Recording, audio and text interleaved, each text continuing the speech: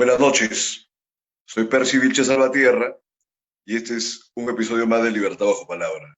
Tenemos el gusto inmenso de que en esta ocasión nos acompañe la doctora Naresca Kulki Martínez, que es una abogada especialista en temas ambientales y en temas de feminismo y otros temas de índole política de suma actualidad.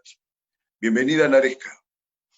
Muchas gracias por el recibimiento, Percy. Encantada de estar el día de hoy acompañándote en tu programa y pues debatiendo temas interesantes de coyuntura que seguramente también serán de interés de tus radioescuchas. Precisamente el quehacer político nos tiene bastante ocupados, pero el problema es que podamos hallar claridad en medio de tanto embrollo y tanto barullo. Y bueno, para eso sin duda alguna nos va a servir tu participación esta noche. En primer lugar, ya hoy se ha aprobado la ley de la paridad y de la alternancia. Coméntanos al respecto, a ver lo que tú crees que corresponde, Naresca. Gracias, Percy. Sí, hoy día podemos denominarlo así como una fecha histórica para el país, porque por primera vez, después de una lucha de muchos años, es que tenemos una ley que garantiza paridad al 50% en las listas electorales. Y, o sea, no solamente es paridad entre hombres y mujeres, sino que garantiza que en las listas electorales se ubiquen los hombres y las mujeres de forma intercalada, ¿no? El voto femenino lo alcanzamos o se logró en 1955. De ahí hasta la fecha han pasado 64 años. Luego de 64 años en que las mujeres adquirieran la categoría de ciudadanas, es que se ha logrado esta medida que es de discriminación positiva, en el sentido de que se establece una cuota para lograr que las mujeres puedan tener acceso al ejercicio de sus derechos políticos. Luego de 64 años, en el año 1992, se estableció por primera vez una cuota de género en el país, porque a pesar de que en 1955 las mujeres lograron su derecho voto, no se alcanzaba una representatividad a nivel del Parlamento. El porcentaje de mujeres que accedían a este puesto de elección popular era mínimo. Entonces, como una medida para promover su incorporación a la vida política del país, es que en 1992 se establece una primera cuota del 25%.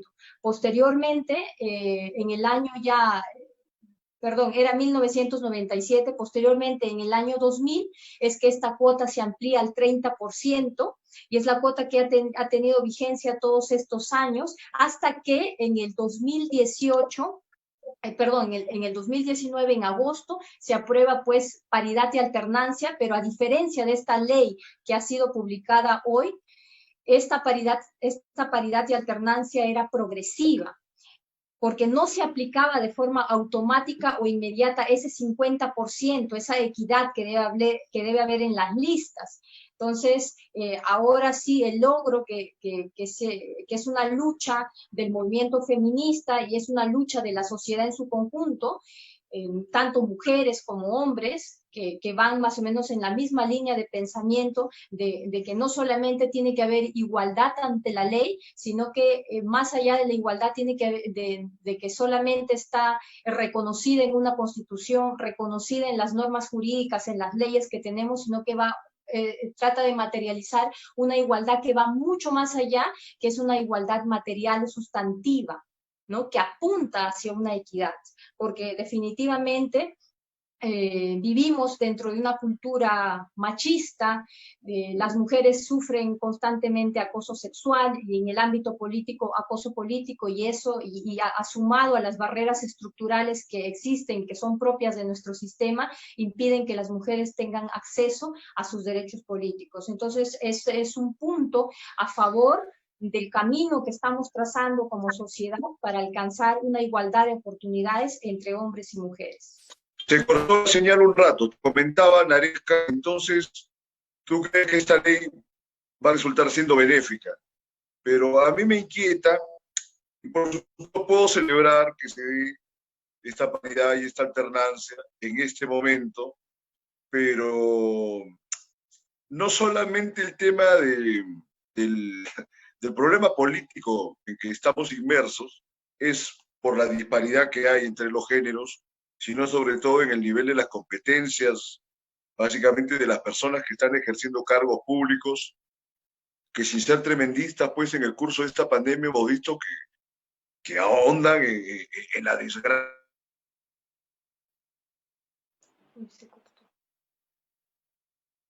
Decía que se ahondaba en la desgracia que nos provoca este coronavirus con el despropósito de sus acciones. Entonces, ojalá que, dada esta ley, haya mujeres con preparación y con ideas acerca de lo que debe ser el país que puedan acceder en buena hora que lo seas de aquí en adelante, ¿no? Sí, ¿Qué apreciación tienes al respecto, Alex? justamente tu comentario me parece sumamente pertinente. ¿Por qué? Porque hay que entender, hay que partir de una premisa esencial, y es que la paridad y alternancia son medidas temporales. Y como tales, son medidas que buscan promover el acceso de los derechos políticos de las mujeres. Sin embargo, no es una medida que va a solucionar definitivamente el problema, porque el problema está enquistado en nuestra sociedad. Entonces, no es algo que solucione el problema. Además, cuando hablamos de mujeres políticas, no estamos diciendo que en base a estas cuotas queremos que las mujeres accedan libremente a los cargos de elección popular, sino que son mujeres que para llegar a estar presentes en una lista electoral tienen que tener los suficientes méritos para estar ahí. Entonces, la idea es promover también la meritocracia a nivel de organizaciones políticas, ¿no? La formación política que deben tener indistintamente hombres y mujeres para que puedan demostrar sus capacidades y puedan poner sus talentos al servicio del país debe ser igual.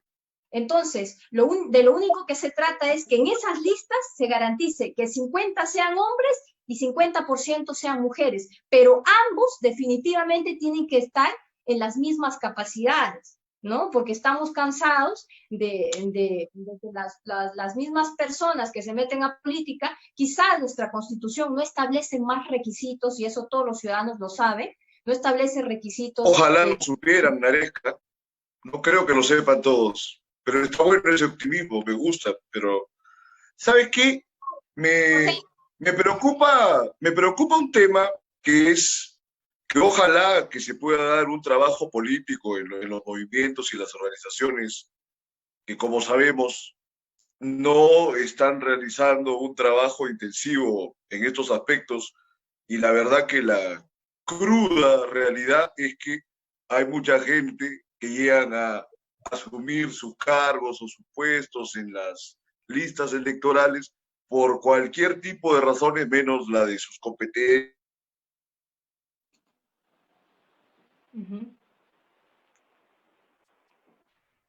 Y como te decía, justamente no tenía que ver con las frases que tú señalas, y ojalá sea el derrotero que se siga de aquí en adelante, ¿no? Pero fíjate ahora con los candidatos millonarios están, digamos, tratando de tomar puntos de atención en las últimas semanas y que no tienen ninguna clase de partido y que frescamente están diciendo, a ver, que en algún momento nos pueda invitar a algún movimiento. Es tremendo, ¿no? ¿Qué impresión tienes acerca de estos candidatos que no tienen partido y que están esperando que se les invite? Fíjate qué trabajo político se está haciendo con esta clase de gente, Naresca. Sí, o sea, definitivamente lo que tú mencionas es una problemática a nivel de las organizaciones políticas, ¿no? O sea, el facilismo con que una persona ingresa simplemente pagando para estar en una lista electoral, ¿no? Entonces desmerece el trabajo de militancia que se hace a nivel de bases en los partidos, ¿no? Alguien que es militante y que empieza desde cero su camino, su trayectoria con meritocracia, se ve disminuida por alguien que tiene el poder adquisitivo y económico como para poder insertarse en esa lista electoral. Y aquí hay algo que tener en cuenta, es que conjuntamente con la paridad y alternancia, que es una parte de la modificación de la reforma política, que no lo es todo, es una parte, se propuso también la eliminación del voto preferencial, ¿no?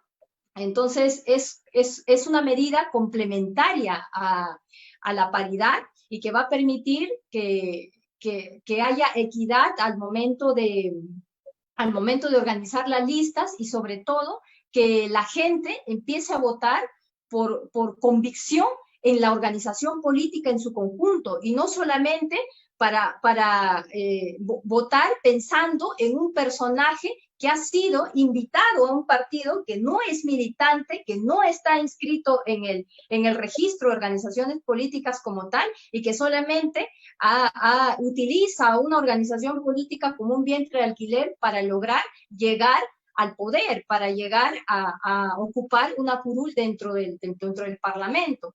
Entonces, la idea Claro. es fortalecer también la democracia interna, evitar que las cúpulas de poder se apoderen de la organización por completo y que la utilicen como un instrumento para viabilizar su acceso a los cargos de elección popular. Esa es una Claro, propuesta. porque de nada, sí, Sí. termino, te decía, de nada valdría que se realice, por ejemplo, este tema de lo del voto preferencial, ¿no? O su aniquilación, para que se vote por el partido en sí y que el partido haya distribuido, por ejemplo, los primeros números de sus listas de formas indebidas, ¿no? Tú, como sabemos, que somos abogados, lamentablemente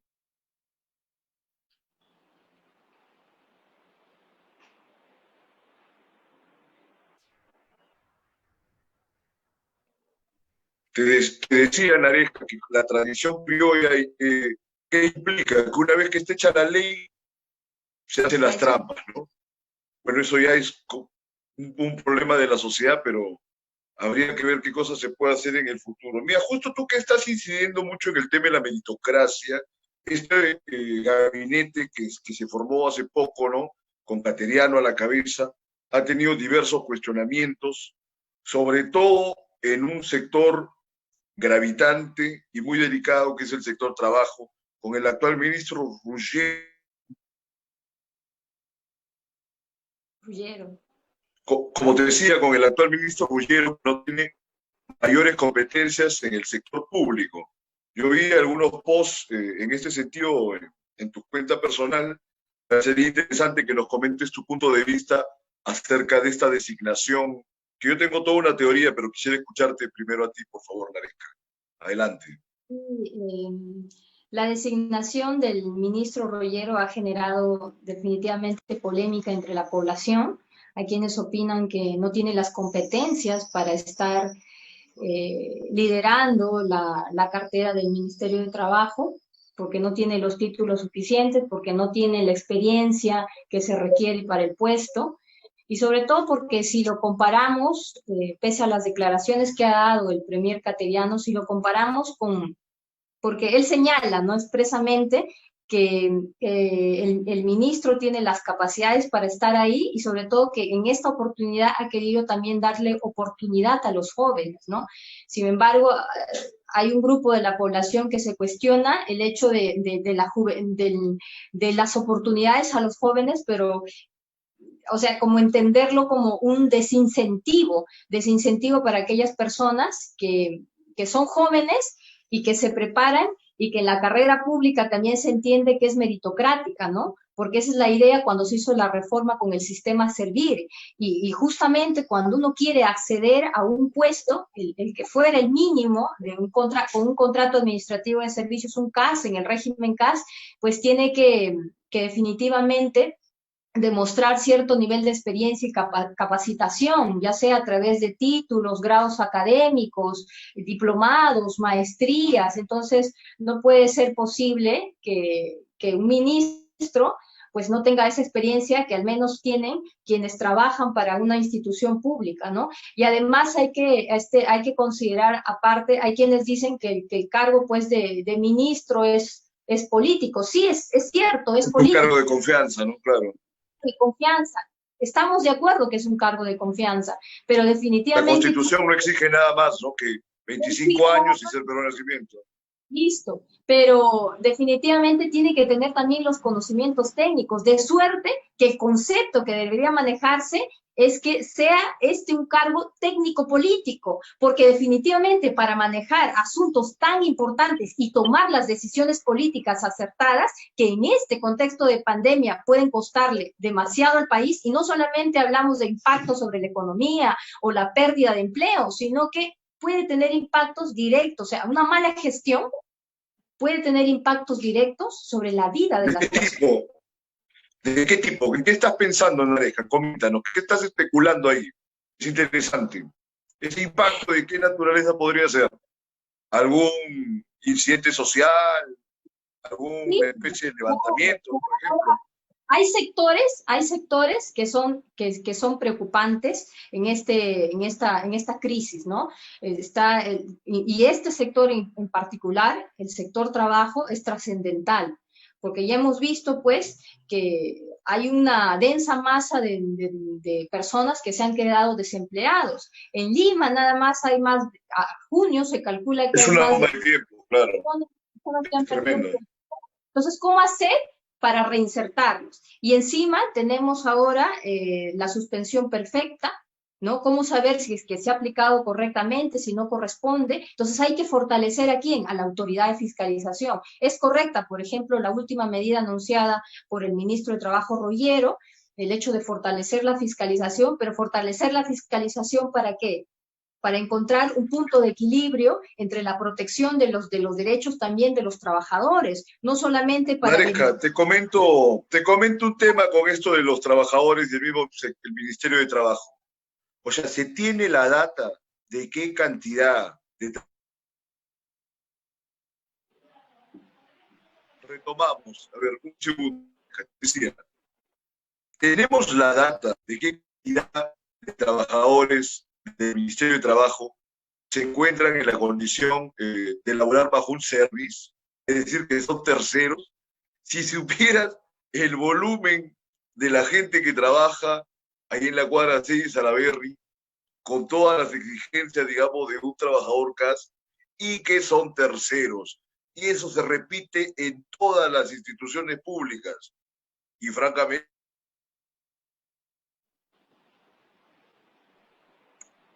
es una manera muy, no sé, es una manera muy grotesca de enfrentar el tema laboral cuando el mismo Estado no respeta los derechos laborales de todos los trabajadores que tienen en una condición de una subalternidad plena, como te digo, ¿no? O sea, terceros que tienen la exigencia de comportarse como si fueran trabajadores contratados. Es un despropósito y es la pauta habitual del medio laboral en el sector público.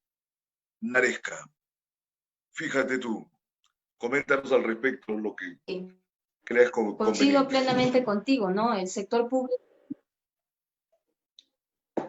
si hay algo que caracteriza al sector público, pues es la desnaturalización de los contratos de servicios, ¿no? Los trabajadores son contratados bajo una modalidad de órdenes de servicios, pero finalmente se desnaturaliza estos contratos y se convierte prácticamente en trabajadores, ¿no? Cumplen un horario habitual de lunes a viernes, el horario mínimo de las 8 horas, se les paga un sueldo, es cierto, un sueldo mensual, el equivalente por el cual se les contrata, pero también es cierto que no tienen beneficios laborales, no Así tienen es, CTS, no tienen tipo de beneficio, ¿no?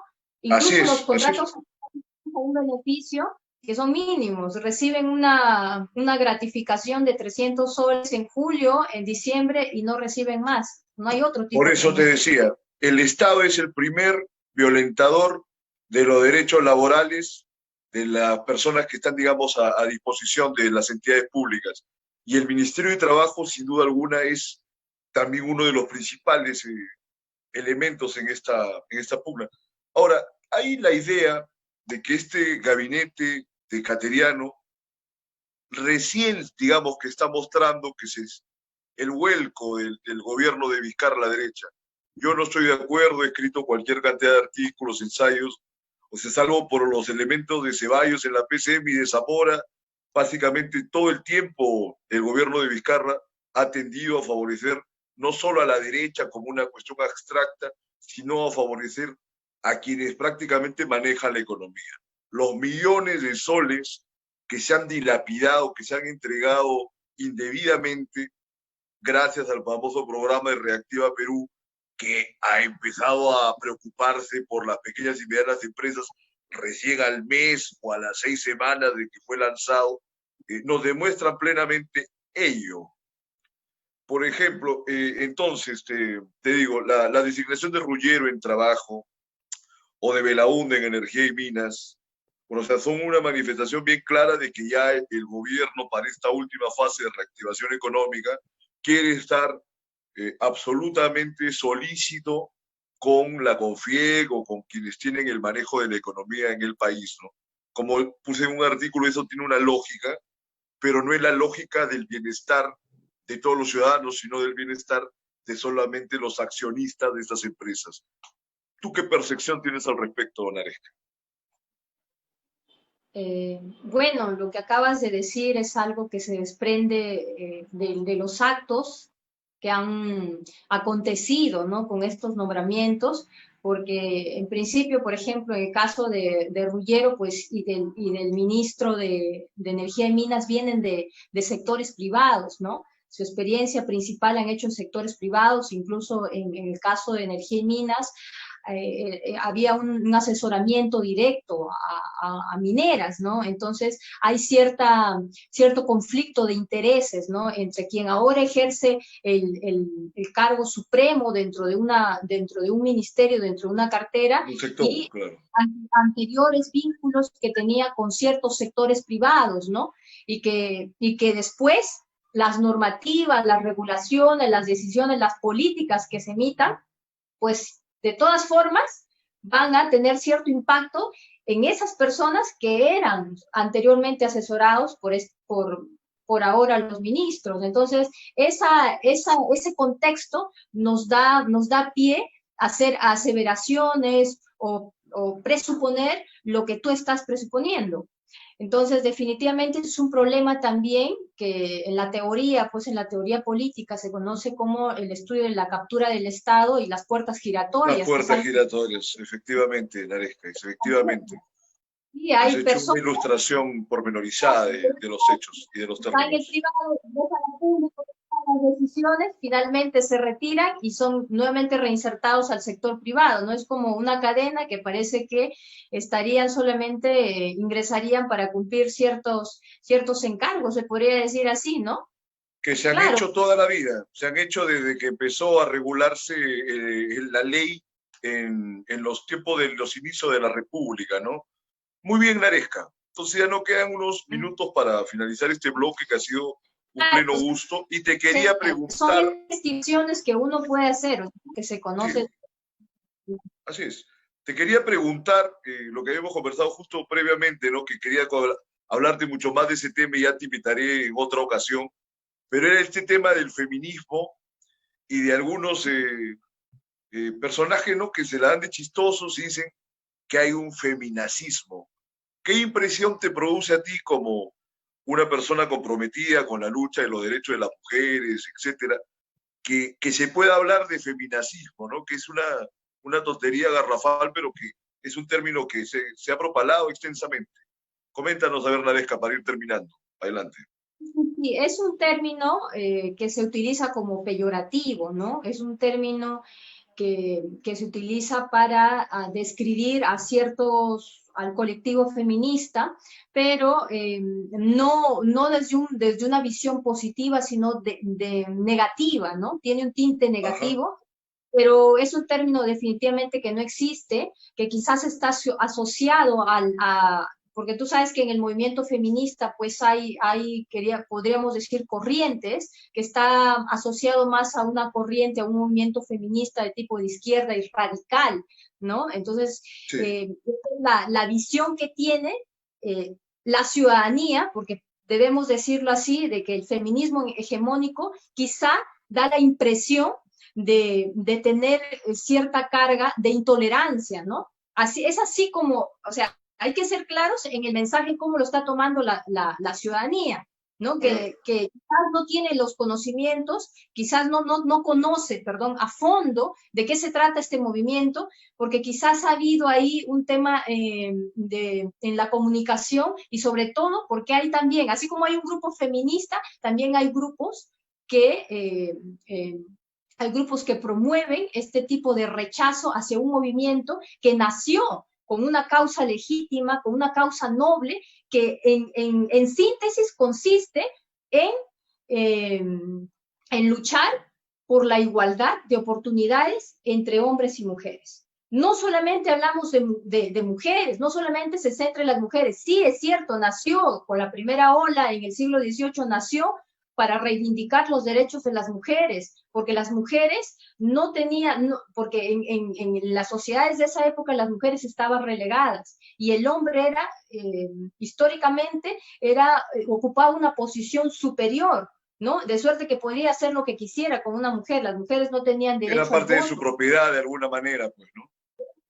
propiedad era como una cosa, él era el dueño prácticamente de otro ser humano, entonces esas cosas no se podían permitir, entonces ha ido evolucionando en una primera ola, en una segunda ola que fue sufragista, en una tercera ola que se inicia más o menos en los años 70, 80, y finalmente hemos llegado a estos movimientos que son más colectivistas, ¿no? De las mujeres, que si bien ya como sociedad hemos logrado otorgar derechos a nivel de la Constitución, a nivel de las normas legales, las mujeres ya tienen derechos, tenemos tratados internacionales, sin embargo, en la práctica hay una cultura machista, hay un sistema patriarcal que todavía está impidiendo que las mujeres puedan ejercer plenamente sus derechos, Pero ¿no? ya Sus se dio, derechos. por ejemplo, hoy lo de la ley de paridad y alternancia y digamos que las cosas se van mejorando.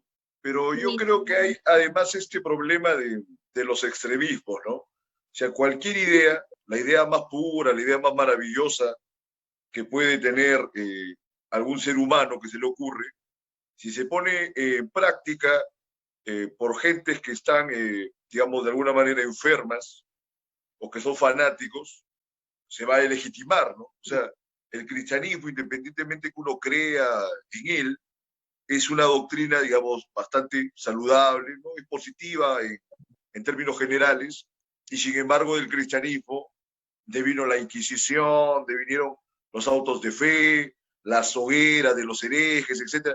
Entonces se desató un infierno con una de las ideas más puras que pudo dar el hombre. Entonces, imagínate qué cosa no se hará con una idea política, ¿no? El comunismo, por ejemplo, ¿no? Luego en todo lo que degeneró, el fascismo, ni hablar. Bueno, es verdaderamente ya un tema que complica la realidad y lo que es la esencia de la humanidad de alguna manera. Daresca, te agradezco sí, y profundamente tu participación. Coméntanos a hay ver algún para punto finalizar con importante todo. comprender. Sí, hay un punto importante que aterrizar respecto del feminismo, porque también tenemos que entender como sociedad que hay que lograr equidad, ¿no? Que todavía no estamos, que todavía hay una brecha de género inmensa. Por ejemplo, de acuerdo a los estudios que se hacen de brecha de género, nos faltarían 257 años para lograr una equidad entre hombre y mujer en la sociedad. ¿Cómo nos desenvolvemos? ¿Cómo interactuamos entre seres humanos? Tendríamos que esperar 257 años. ¿Sí? Es por eso que a pesar de que yo no soy una feminista de una postura radical, ni tampoco me gusta autoetiquetarme, siento que sí, como sociedad tenemos que luchar por la igualdad entre hombres y mujeres y que las medidas, sin duda, las medidas de discriminación positiva, las cuotas, nos ayudan a que la brecha de género la podamos disminuir y no tengamos que esperar tantos años, ¿no? Porque definitivamente nos enfrentamos ante problemas que están en lo social, a problemas que pasan por la educación y la propia cultura. Entonces, ¿cómo nos desprendemos de eso? ¿Cómo nos desprendemos de eso en 6 meses, en un año? No, eso va a tomar todavía tiempo y para acelerar este proceso es que nace este sistema de cuotas, ¿no? Con una Muy bien, finalidad. Daresca. Muy bien, perfecto. Han sido unas muy buenas declaraciones y agradezco tu participación. Entonces ya vamos a coordinar para conversar de otros temas en otro momento. Así que eso ha sido todo por hoy y vamos a pasar al segundo bloque en unos minutos con Danilo Sánchez León. Muchas gracias, Daresca, por tu participación. Gracias.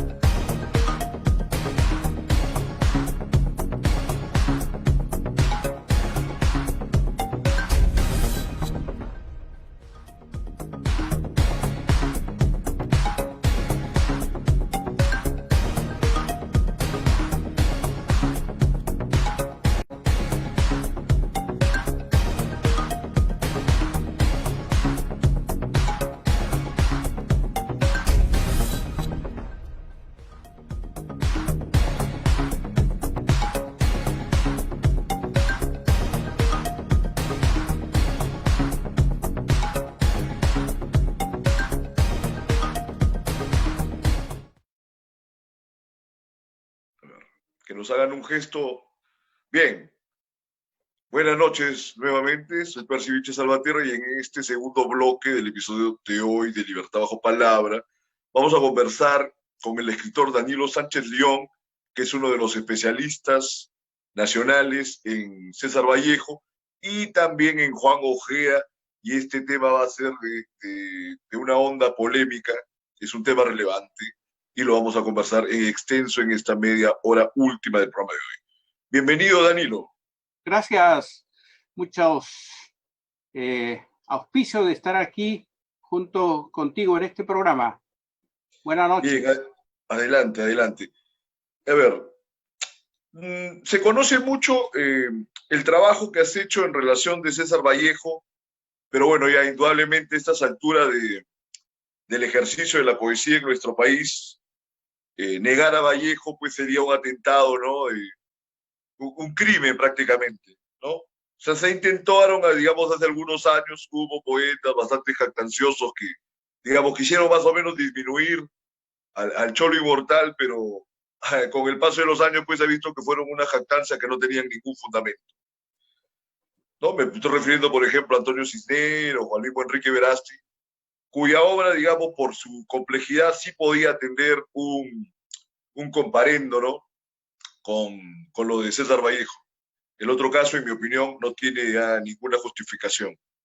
Lo interesante era que hay un poeta de esta generación de los 60 o en del borde con los 70, que en mi impresión ha sido el mayor poeta peruano precisamente de estas fechas hasta ahora, ¿no? O en todo caso sería el mayor poeta peruano luego de César Vallejo. Me refiero a Juan Ojeda. Casualmente, tú eres un especialista en la obra de Ojeda, has sido amigo de Ojeda.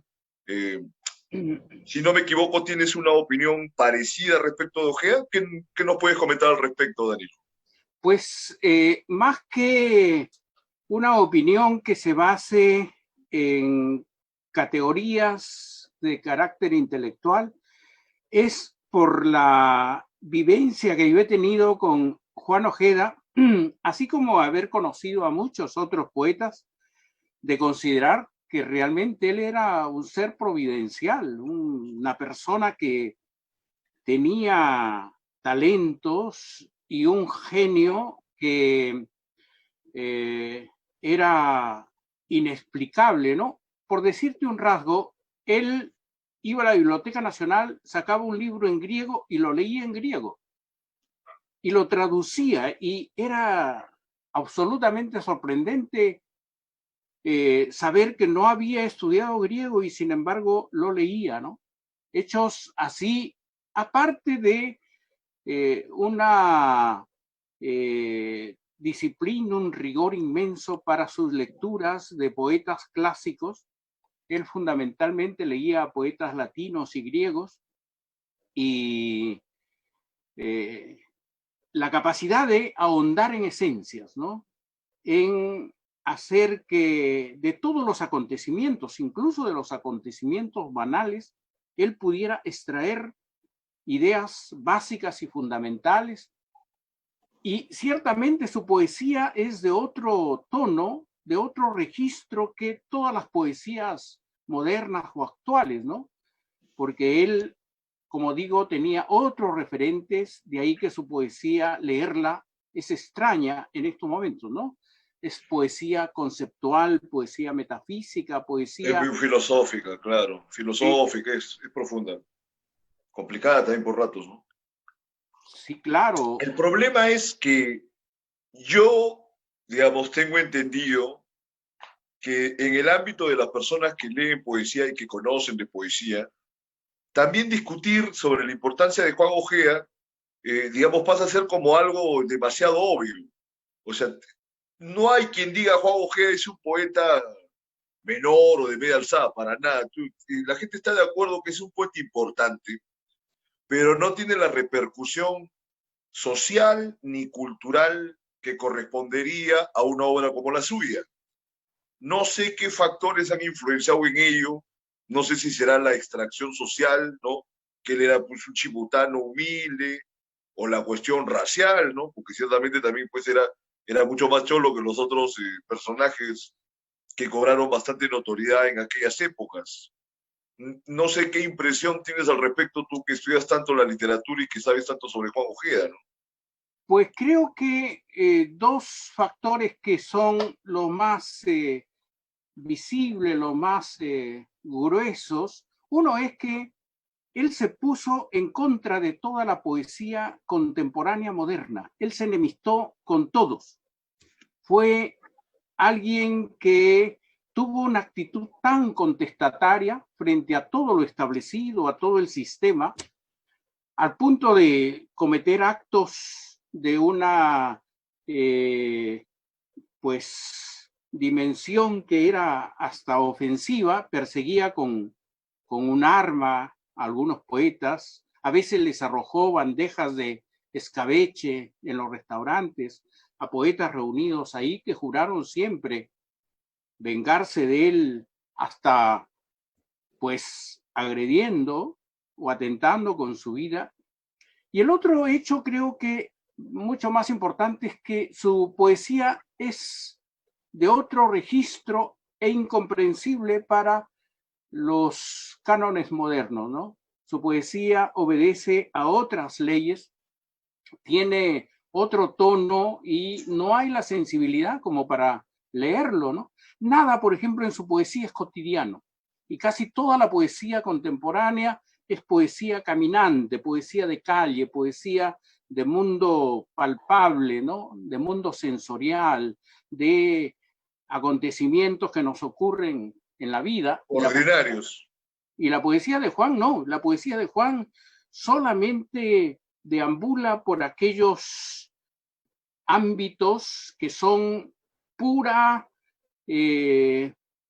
idea, pura noción de carácter trascendental, casi absoluta, y no hay la sensibilidad como para comprender a un poeta como Juan Ojeda, ¿no? A ver, pero te comento, Ojeda tiene esta cosa metafísica, pero aparece mucho el tema de las riberas y de zonas prácticamente infernales, ¿no? Una onda media dantesca que no pasa simplemente por una desesperación cotidiana, sino que tiene una raigambre muy conflictiva. Es una poesía que en ese sentido no solamente es difícil de leer por su propia estructura, sino por la temática que aborda o que afronta. ¿Sí? No sé si eso tenga que ver también con este modo en que este poeta, que es tan importante, no tenga la repercusión que se merece, ¿no? Por ahí que tienen que ver un poco esos odios que dices, esa gente que ofendió, envía, pero el curso de su propia existencia estuvo cubierta también por el manto de la tragedia, como los poetas de otros tiempos, ¿no? Como los poetas del romanticismo alemán, que todos fueron trágicamente muertos en su juventud, excepto Hölderlin, ¿no? Y que Sí. Hölderlin sobrevivió hasta viejo, pero loco. A Ojeda lo atropella un carro o se tira, o se suicida tirándose enfrente de un carro. Hay toda una historia al respecto, además de sus periplos por el Brasil, en pos de la revolución, etcétera. A ver, coméntanos algo sobre esos aspectos de la vida de Ojeda, Danilo, por favor. Sí, creo que la poesía de Juan Ojeda traspasa a lo que es denominada, reconocida como poesía del mal, ¿no? Es una poesía que ingresa más hacia la zona del infierno de la condición humana. Sus personajes favoritos eran infernales, ¿no? El principal y que domina en su libro Arte de Navegar es Caronte, Caronte, el claro. guardián, el portero del infierno. Y todo Arte de Navegar, este libro, sucede en el infierno. Lo digo un poco por experiencia personal, porque yo escribí el prólogo del libro y en verdad me costó salir vivo después de escribir ese prólogo, porque creo que habité durante esos 30 días que escribí el prólogo en el infierno, ¿no? Y en la locura de Juan, porque Juan indudablemente llegó a esa pérdida de la mente, de la noción de la realidad. Él le confesó 3 días antes a González Pumachaico en la residencia de estudiantes que había perdido completamente la razón, que su mente era hueca, ¿no? Y hay poemas ya en su parte final que nos revelan esa zona ya de locura, y muchas veces él atentó contra su vida, ¿no? Él ha sido recogido de la rueda de los autos porque en las avenidas a los vehículos que pasaban con alta velocidad, él se tiraba a las ruedas, ¿no? Y ocurrió ese día del 11 de noviembre de 1974, que en la avenida Arequipa, seguramente un auto que ya no pudo frenar, era el amanecer, era la madrugada, autos que pasan veloces y todo el faro del auto quedó incrustado en su cráneo, ¿no? Cuando amortajaron a Juan, el primero que avisaron como amigos, la familia, fui a verlo, tenía el cráneo hueco, ¿no? Se le puso una especie de venda y la imagen era como la de Dante, ¿no? Juan en vida se parecía mucho a César Vallejo. Las personas lo confundían, lo veían en algún lugar y le decían, ¿usted es familia de César Vallejo? Porque tenía los rasgos y también tenía la compostura de poeta siempre. Juan era una persona que en sus actos más mínimos era un poeta, ¿no? Entonces, creo que la poesía de Juan tiene ese otro ingrediente que lo hace inasequible para los tiempos modernos, que queremos una poesía más o menos reconocible, complaciente. La poesía de Juan es un ámbito cosa seria, ¿no? Al cual nosotros... El mundo se ha frivolizado bastante, pero acá me llama la atención, por ejemplo, no sé, de ninguna manera sin desmerecer también que es un poeta muy importante, que es Luis Hernández, pero a Luis Hernández, por ejemplo, la gente que le gusta la poesía, hasta le dice Luchito, como si lo conocieran o fuera su vecino, y a Juan Ojeda, como tú dices, no le pueden entrar. Es una experiencia dura, no sé, dostoyevskiana o dantesca, pero hay un hecho singular de que Luis Hernández le dedica un muy buen poema a Ojeda y le dedica algo así como una impecable soledad, se titula. Y era en el verso de Ojeda se decía una implacable soledad. Eso siempre me dio que hacer, porque por supuesto también lo he leído a Lucho Hernández, etc. Pero Lucho, que estaba en la cuestión de impecabilidad, recibe tributos, homenaje, como digo, la gente le está ahí pendiente de, le dice Luchito, hay una familiaridad, sale en la casa de la literatura peruana. A Juan Ojeda, que Lucho lo admiraba y que se mantenía dentro de la otra línea de la implacabilidad, o sea, la severidad, no recibe mayores tratamientos o elogios por parte de las instituciones, y yo creo que ahí ya hace un tremendo despropósito. Sí, sí, claro. Vox Horizona, el título del libro de Luis Hernández, deriva de un verso de Juan Ojeda, ¿no? También, claro, en efecto, claro. La admiración que le tenía Luis Hernández era enorme a Juan Ojeda. Pues la poesía de Hernández es una poesía breve, es una poesía muy cercana. La poesía de Juan Ojeda es una poesía densa, oceánica, y no es una poesía cercana, es una poesía de muy lejos. Y creo que esos otros factores, ¿no? De la extracción social, de la clase a la cual se pertenecía, de los grupos que más o menos lo rodeaban a uno y otro, también yo creo que son factores que entran a tallar en este desequilibrio, ¿no? Entre el reconocimiento que hay a Luis Hernández y prácticamente... Y otros, ¿no? Y otros, porque tú recordarás, por ejemplo, a esta anécdota que la contaban con mucha buena onda, Calvo, Cisneros, que les preguntan en una radio, se turnaron en las entrevistas, ¿no? Porque el primer día fue Cisneros y le preguntan, ¿quién es el primer poeta peruano, ¿no? De tu generación? Y Cisneros dice, Cisneros. Y después de Cisneros, bueno, después de Cisneros César Calvo, ¿no? Entonces, al día siguiente va César Calvo y le dice, bueno, ¿y quién es el primer poeta peruano de tu generación? César Calvo. Y después de César Calvo, o no sé, después César Calvo el silencio, o alguna cosa así que era muy ocurrente César Calvo, ¿no? Pero ahí está Juan Ojeda, ¿no? A mí me parece que por ahí está Juan Ojeda. Juan Cristóbal, que era de esa generación, en alguna oportunidad escribió que mientras toda la gente de esa época andaba en las cantinas y en los bares, cuando vieron que llegó Juan Ojeda, era como si hubiera sucedido un milagro.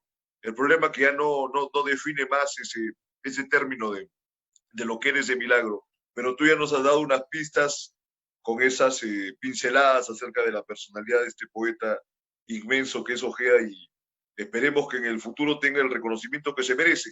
¿Puedes comentarnos, Danilo, de tus actividades en relación a César Vallejo? Tengo entendido de los congresos, etcétera, de todas esas actividades que tienes sobre César Vallejo. Coméntanos a ver al respecto alguna cuestión. Para enlazarlo con claro, cómo no. la figura de Juan Ojeda, decirte que en el año 1964 viajamos con Juan Ojeda y Andrés Clou, un narrador huanuqueño, a Santiago de Chuco en septiembre del año 1964 y estuvimos ahí 15 días y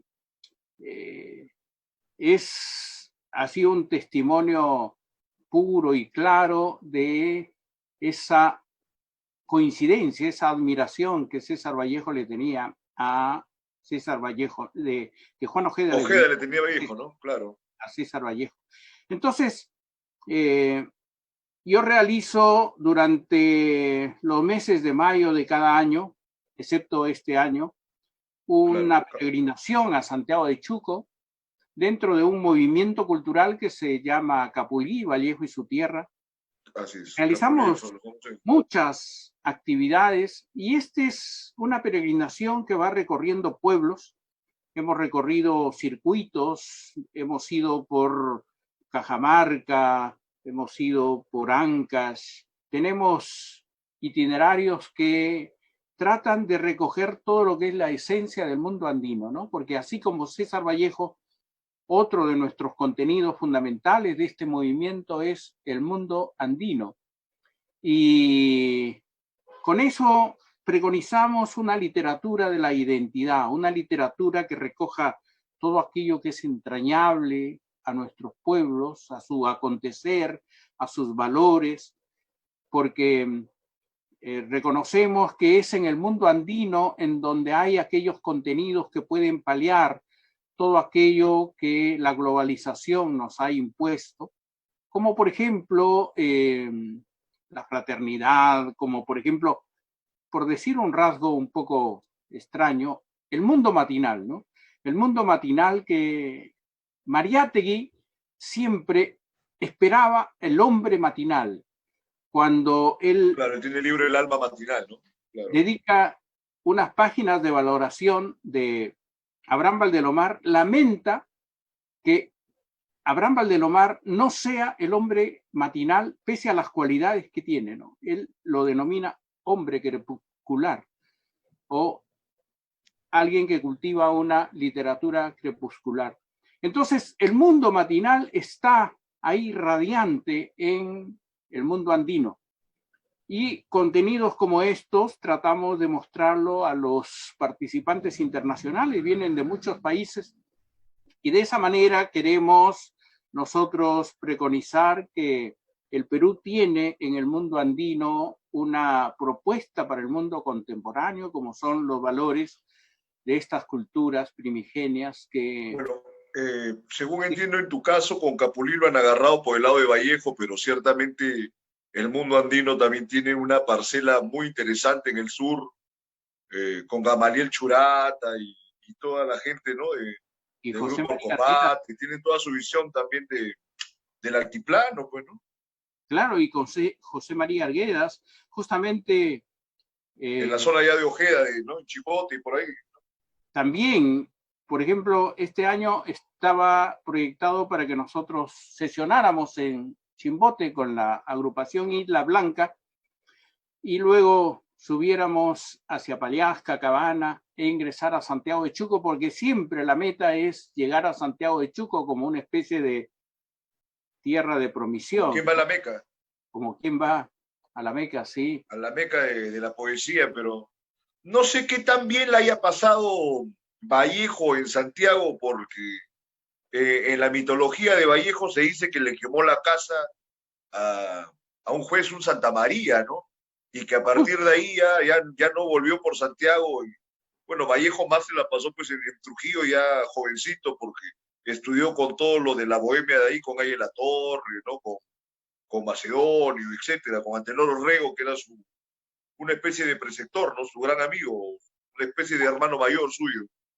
Justamente, Casualmente ese es otro gran filósofo que también ha sido no olvidado, porque en Trujillo, por ejemplo, hay una universidad que lleva su nombre, aunque no sé si lean los contenidos de sus propuestas, pero en el medio académico, a Antenor Orrego no se le da el peso que creo que tiene, ¿no?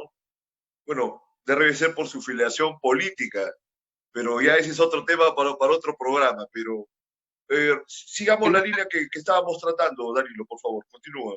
pues en relación a estos sucesos que tú has referido, que tuvieron como efecto el incendio de un almacén, de una tienda, la mejor surtida de Santiago de Chuco, que era de Carlos Santamaría.